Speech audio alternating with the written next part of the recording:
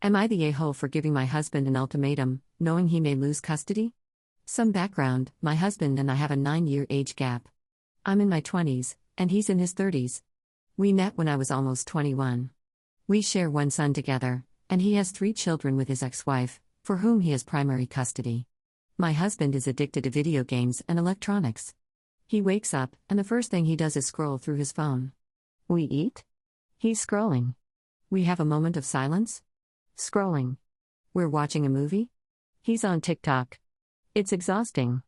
I've communicated repeatedly that I want him to be more present.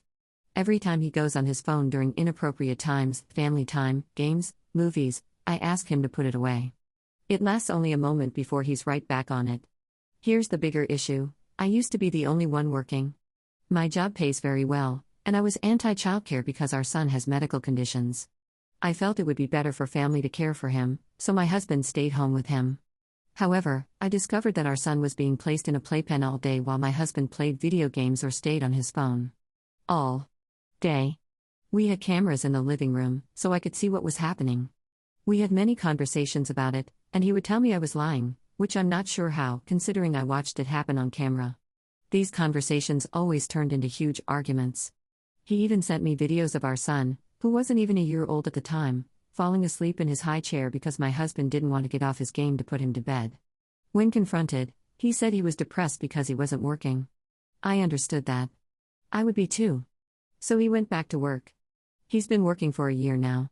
I've been working for a year. Nothing has changed; if anything, it's gotten worse. He now wears noise-canceling headphones, and I can't even get his attention if I'm screaming. It's pure incompetence. He doesn't know what's going on with my stepchildren, his biological children, and I'm responsible for everything. I make sure lunches are packed, kids are showered, clothes are picked out, and everyone is out the door on time. When I'm away at work, the kids are consistently tardy or don't go to school at all because my husband claims they're sick. We're both healthcare professionals. They're not sick. He just doesn't like waking up early. The animals are also entirely my responsibility. I told him I needed a break from being on all the time, and he called me disgusting. When I asked how that was fair, he said he meant my words were disgusting. My breaking point came when he asked if I would be okay with him getting a gaming monitor and setting it up in the living room so he could play without waiting for the kids and me to finish watching movies or listening to music. I told him no. He then took the kids and said they were going Christmas shopping for me. When he came back, he had bought the monitor and set it up right next to the TV. He has been sitting there for the past 4 days. When I wanted to take the kids to see Santa, it involved dragging him along because why should we wait in line? Let's just go home and have a lazy day. We saw Santa, came back, and he immediately went back to gaming with his headphones on, completely disengaged. That's when I left with our son and told him he had 3 months to get his crap together or I was gone for good. We went to stay with friends near my mom.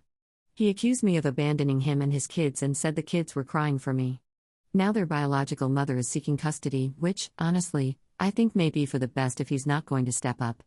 Still, he blames me for that too. I'm heartbroken. I love the kids dearly, and I love my husband too.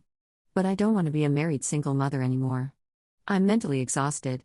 I'm tired of my needs not being met. I'm not talking sexually, I mean basic conversation, quality time, and connection. I'm tired of asking for what feels like the bare minimum over and over again. I called my mom crying because I needed advice and a moment to myself. I asked my husband to watch the kids, especially our youngest. Within 5 minutes, our son was in my room. It took my husband an additional 35 minutes to realize he was gone. My mom witnessed all of this.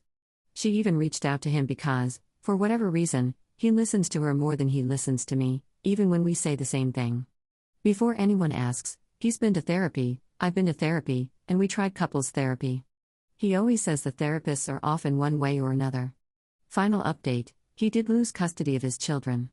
His ex-wife filed for emergency custody and won. I'm very conflicted about this because I've since learned more about what their life with her may look like, and it breaks my heart either way. As for why I don't keep in contact with his kids, his ex-wife and I have a very tense relationship.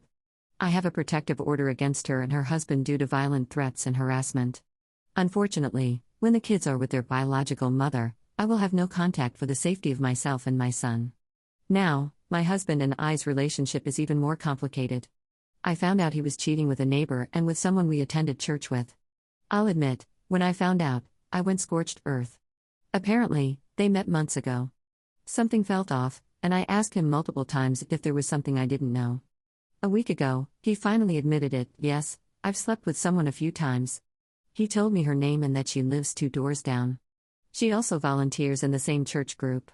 I messaged the pastor. I messaged the local women's group, Small Town Problems, and I went to her house to confront the woman sleeping with my husband. Since she knew he was married, I view her as just as responsible. My husband was asked not to attend church anymore, which hit him hard because it was one of the few places he claimed to enjoy. I also told his mother and all of his friends. People say vengeance is best served cold. Some say, vengeance is mine, saith the Lord. I wasn't patient enough for that. I didn't care about him in that moment. I wanted him to feel the same devastation I felt. Maybe it was childish, but honestly, I still don't care. He said he cheated because I was away and we were fighting. He said she was nice to him. Absolute bullcrap. We are no longer together. The reason I made so much money was due to the traveling aspect of my job, so I'll have to take a significant pay cut. It's going to be hard.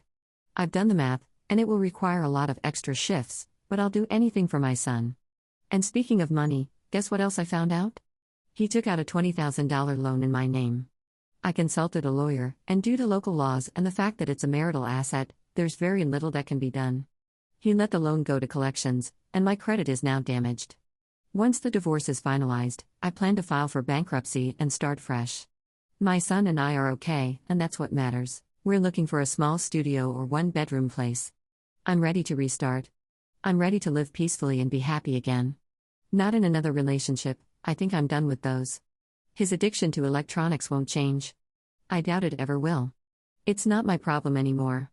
I'm sad my son will grow up in a broken home, but it would be far worse for him to remain stuck in dysfunction.